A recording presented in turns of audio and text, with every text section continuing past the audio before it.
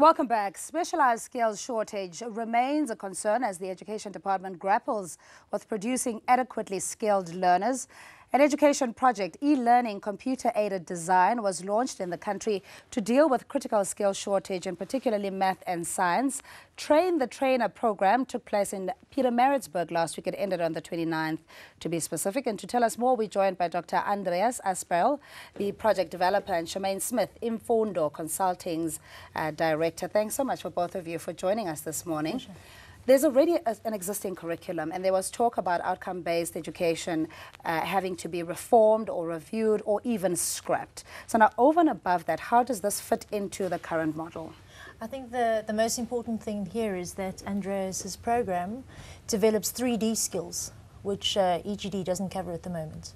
So it will allow children to learn how to work spatially within 3D, especially on a software package that's used by industry.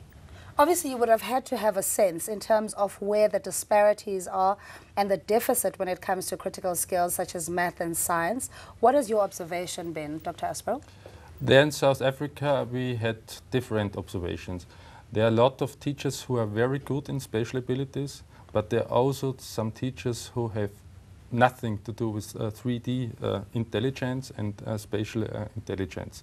So I think it's most important to improve the abilities of the teachers so they can teach their students also to be good learners and good in spatial intelligence. Yeah, but at which level of competency are we talking about? Because there are also reports about lack of qualifications within the teaching fraternity. So where do you start in terms of developing teachers to the level that the global economy can accept?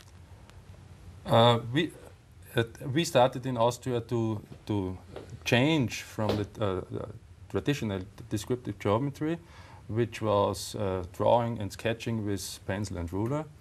And we tried to introduce CAD, computer-aided design, into geometry lessons.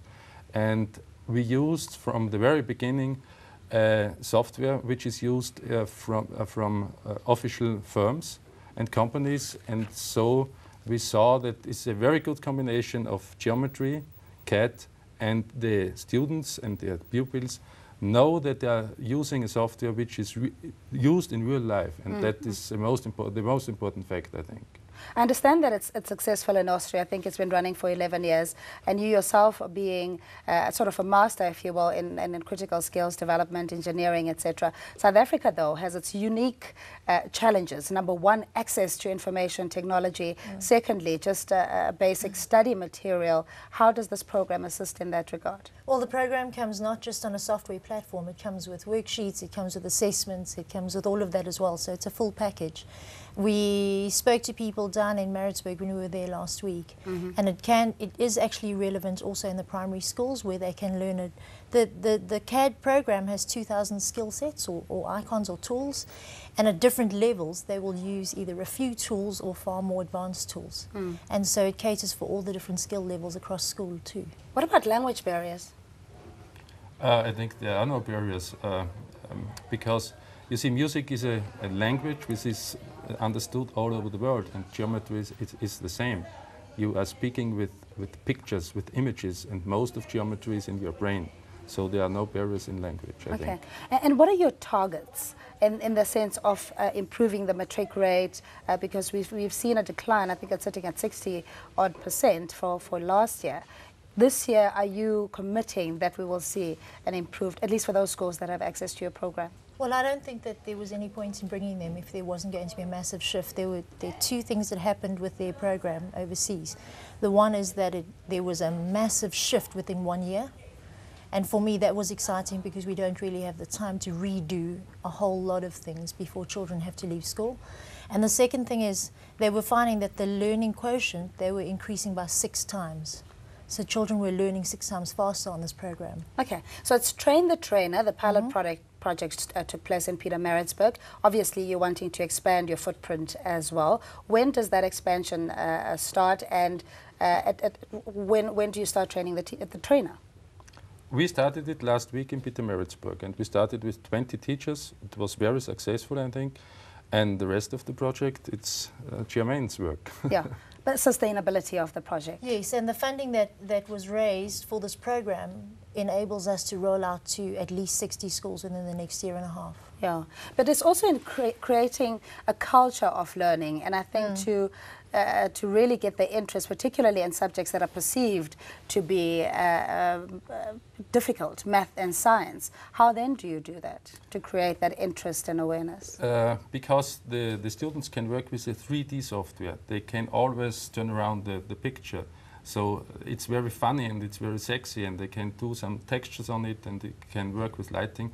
So students have a lot of fun, and when the students are motivated, then I think the effort, the success will be very, very good and better than to do only the traditional maths and geometry. Yes, and I know that one of the key stakeholders is the National Department of Education, and also, is it the Netherlands, which embassy? Oh, yeah, the Embassy of the Kingdom of Netherlands. Yes. They funded this. Oh, all right. So this is at no additional cost to parents. Is it going to be an extramural activity, or will it be incorporated into we brought the program out, and the Department of Education in KwaZulu-Natal looked at all the materials at the end of last year, and it fits in almost exactly into the curriculum for engineering graphics design, which is a math subject.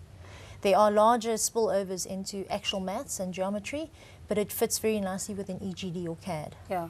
At the rate that we're going, Dr. Asperl, do you think that we will meet the demands of the global industrial sector in providing particularly engineers and other short skills? I think so. You are a little bit back to in comparison with Europe, but if you use a good program, I think you can catch up.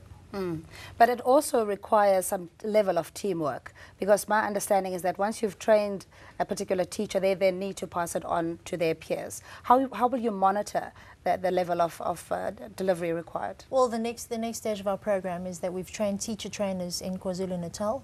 We will identify the schools into which that rolls out, and I will be going down to KwaZulu-Natal regularly to ensure that it actually happens in those schools, and then evaluate it from there. Yeah. If we compare to other developing nations, what is it that South Africa seems not to be getting right, particularly with education? That's a very hard question. I don't think I'm the right person to answer this. Yeah, but Charmaine, I'm sure you've observed, we've had a number of projects and interventions from government. I think the political will is there. But is it that we're not starting young enough, perhaps at elementary school, etc., and building learners up and preparing them for their final year exam? Well, I think there's a whole range of capacity building that has to happen across the board, from early childhood development all the way through to matric. We've spent a lot of time aiming at the top, which is grade 10, 11, 12, and hoping that within those 3 years we have some kind of intervention which will make massive impact. But we really do need to start all the way from the bottom and grow the skills through. And that's in teachers, that's in the department, that's with everyone. What's the return on your investment? Our return? We want to spread geometry all over the world. We are dedicated to geometry. We have seen we have a lot of success with the combination of geometry and CAD, and we want to share our experience with the whole of the world. And it's interesting, South Africa is the first country out of Europe we are spreading now. All right, fantastic. Thanks so much for both of you for coming through. Time constraints on TV. I would have loved to chat with you further, but that's all the time we have. Thanks so much. Thank you. We're speaking to Dr. Andreas Asperl, the project developer, and Charmaine Smith, Infundo Consulting's director, talking about the new introduced project that aims to train the trainer so that we can close the skills gap that is getting rather critical in the country. And as always, we invite your thoughts, sunrise at eTV.co.za. We'll take a quick ad break. We'll see you then.